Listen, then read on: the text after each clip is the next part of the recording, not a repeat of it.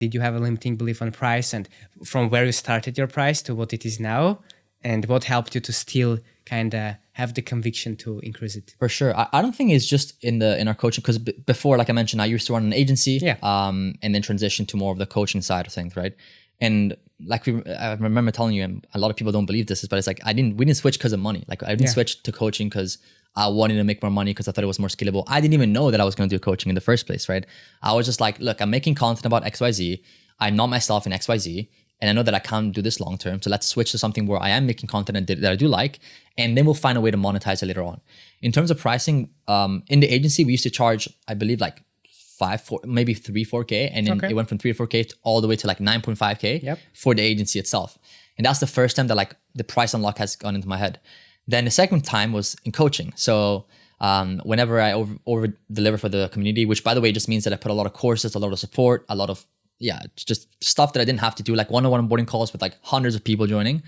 I was ready to charge $200 for my first one-on-one client, and you said 3.5K. I should have charged 3.5K, and I was there like 3.5K. Like, are you fucking like, is this a joke or what? What are you on about, bro? And then from 3.5K, it went to 4.5 to 6 to 7.5, and now 9.5.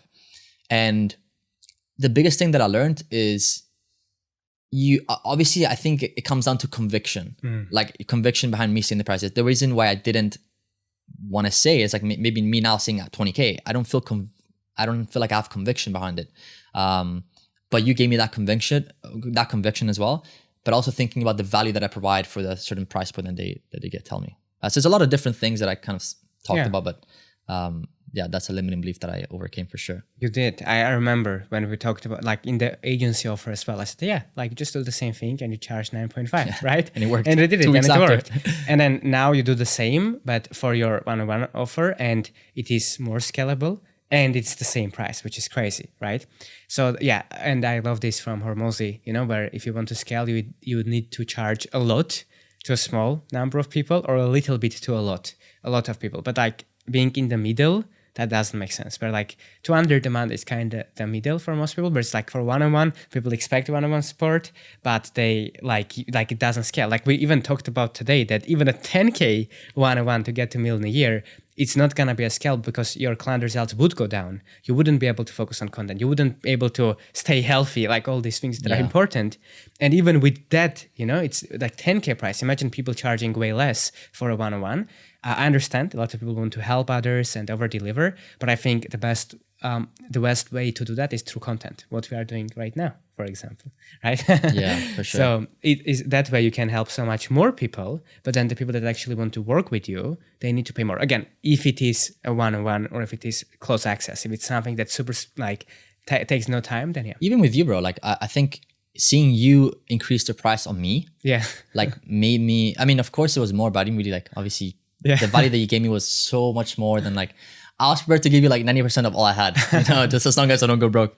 But seeing you go from like, I knew you used to charge 5K, because that's what you mentioned in the pod with Alex Hormozi, 5K, all the way to now charging like tens of thousands for the coaching that you do. Obviously depending on the person, but like, that's what it is. It's like, and in me paying that, like, I think one of the biggest things in sales calls is like, which is like one of my sales coaches told me as well, is the reason you can't handle money objections sometimes is because you haven't overcame it yourself. Like as in you haven't, if I invest into a 10K program, I've done it. So like I'm convicted, like the client should do it, right? If I have fear of failure, like if I haven't overcome it myself, it's very hard for me to help someone overcome it, right? Same thing with time. If I didn't overcome the time objection, then it's very hard for me to take someone through it. Kind of the way of like, I have to do it first before I can teach someone else, right? Whether that be on sales call, whether that be helping someone overcome an objection. So I think seeing you like help, like paying you the amount that I paid you, helped me to increase my prices and get more money out of my clients and give them more value and actually care about them.